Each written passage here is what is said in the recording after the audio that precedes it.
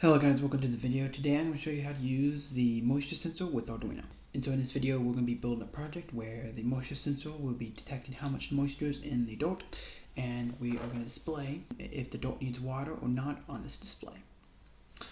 And so I'm going to go ahead and connect up the circuit. So the first thing we're going to need to do is we're going to need to connect the VCC pin on the moisture sensor to positive 5 volts. And so I'm going to go ahead and connect it to the ground, which then later we're going to connect it to the positive 5 volts. And then the G and D pin will be going to the ground rail on the breadboard. Now the next pin is the DO pin, which we are not going to use. We're going to be using the AO pin, which just stands for analog output. And we're not going to be using the digital output because we want to read analog output, not digital. So we're going to use the analog output pin for this video. So I'm going to go ahead and connect the A0 pin to pin A0 on the Arduino. And I'm just connecting that pin to a pin so it won't move around. And so there you go, now the moisture sensor is connected up. Okay, so now I'm going to go ahead and place my LCD display. And then I'm going to go ahead and place the potentiometer for our LCD display. This potentiometer will be used to detect how bright our LCD display is going to be. And so the first pin of the LCD display is called VSS. We can connect that pin to the ground rail on the breadboard. And then the next pin, which is VDD, is going to be connected to the positive rail on the breadboard. And then the next pin, which is VO, it's going to be connected to the center pin of the potentiometer. And then next, the RS pin. This is going to be connected to pin 12 on the Arduino. And then our W pin is going to be connected to ground rail on the breadboard. And then the E pin is going to be connected to pin 11 on the Arduino. And so then we'll go ahead and skip all the pins all the way to D4. And so D4 is going to be connected to the digital pin 5. And then D5 is going to be connected to digital pin 4 on the Arduino. And so then D6 on the LCD display is going to be connected to digital pin 3 on the Arduino. And so then the D7 pin on the LCD display is going to be connected to digital pin 2 on the Arduino. And so then the next pin is the A pin, which is the anode side of the backlight LED. And so we're going to go ahead and connect our resistor to the A pin of the LCD display. This is a 220 ohm resistor. You can use any resistance in between 200 ohms up to 470 ohms, that's perfectly fine. So then we'll go ahead and connect this to the positive rail on the breadboard. And so then the K pin, which is basically the cathode pin of the LCD display backlight, we're going to connect that to the ground rail on the breadboard.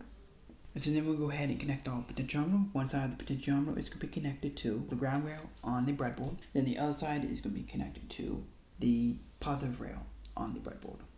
And so then the last thing we need to do is connect the ground rail to the breadboard to G and D on the Arduino. And then the positive rail, we need to connect that to the 5V pin on the Arduino. And so basically that is the circuit. And so now we go ahead and move up to the code.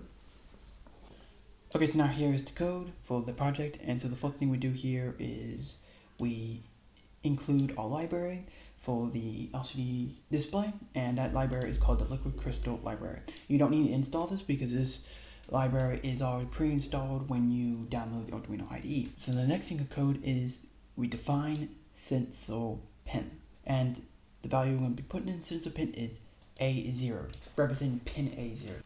Then we do int sensor val. This is going to be holding the value that we get from the moisture sensor. That's what that variable is going to be doing. Okay, so now we have constant, and we put multiple pin numbers into variables here. And so RS equals pin 12. And so then EN variable is going to be equal to pin 11. And so then the D4 variable is going to be equal to 5. And then we have D5, which is equal to 4. And then so on, we have these two, D6 equals to 3, and then D7 is equal to 2. We just put all of our pin numbers into variables here. And then right after that, we say liquid crystal, calling the library, LCD, which is what we're calling our LCD, our object, and then we give it all of the pins that this LCD is connected to. And so then we go into the void setup and we do lcd.begin, and we have to tell how big and what size it is, which is 16 columns and 2 rows. So we're going to put 16/2 in there, and that's going to tell how big the LCD display is. And it's going to go ahead and set up all of these pins by itself. The library is going to do that all for us, so we don't have to set up these pins. And so then we do pin mode, sensor pin, which is pin A0 that is connected to the AO pin to the moisture sensor, and that pin is going to be an input. And then we go ahead and set up the serial model with the 9600 baud rate. And so then we go into the void loop. And so the first thing we do in the void loop is we go ahead and read the soil moisture sensor. And so we say analog read, which is telling the Arduino that we're going to be reading from an analog pin. And then we're going to say sensor pin, which is the pin that we want to read this value from, which is pin A0 that is connected to the A0 pin on the soil moisture sensor. And whatever value it gets from that pin is going to be put into sensor val. And so then we go ahead and print out the sensor val variable. This is because we want to see what the value is actually. So for example, right when you get some dirt that's the perfect moisture you like. Okay, you put it in there, and let's say for example you get 600. Okay, so now you know that 600 is your key marker. You want the value to stay around 600. That's the perfect moisture. But if it gets above that, then you know it's too dry, and if it gets below that, you know it's too wet. And so that's how you can see what's your anchor value. And so then you can program this code around that value. Okay, so that's why I have that in there. So then we have if sensor val is less than or equal to 500. For example, this is 500 right here. For me, my dirt is around 500. If it's greater than 500, then that means it's too dry. If it's below 500, that means it's too wet. Okay, so I want to keep the moisture in the water around 500. And so if it's less than or equal to 500, that means it is wet. It's too wet. Okay, and so we're coming to this statement if this is true, because if it's true, then the water's too wet, and we're going to say clear LCD display, and we don't need this code. I don't know why we have that in there. Same with you. We don't need that, just had it in there for some reason. Okay, and then we do clear. So we clear the LCD display because of whatever stuff we had on there before. We want to clear that, and we want to put new information on the LCD display. So then we go ahead and lcd.print no water needed. And so if the value is less than 500, then the moisture is too wet, and we want to print this out on the serial model.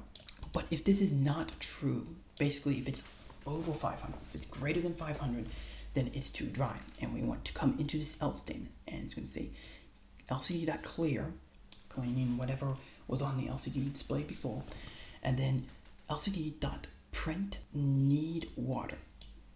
And so the next thing we do is we delay 1 second, but overall that is all of the code. And so now we'll go ahead and see our project in action. Okay guys, here's the project, and as you can see, the LCD display is saying no water needed. In our pot here, it has a lot of water in the moisture, and it's saying no water is needed. And so now we have this dry pot right here that I have of dirt, and I'm going to go ahead and switch the sensor over here to the dry pot and see what happens. And so I'm going to go ahead and take it out, and it's going to switch to water needed. And you may not be able to see this too well, but I can see clearly, but maybe just because of the camera, it's kind of difficult to see the text on there. And then I'm going to go ahead and put the sensor into this moisture. And as you can see, it says need water. It still says it needs water even when the sensor is inside of the dirt. Now, a tip that you could do is you need to make sure you pack the dirt around the sensor, and make sure you get the sensor as deep as possible into the dirt. The more you do that, the more sensitive it becomes, and be able to sense just the slightest differences of water change inside the moisture. So yeah, and so basically that is the project. And so yeah, if you like this video, consider giving this video a like. Also comment down below if you have any questions, and consider subscribing if you want to see more videos like this. Have a good day, and bye.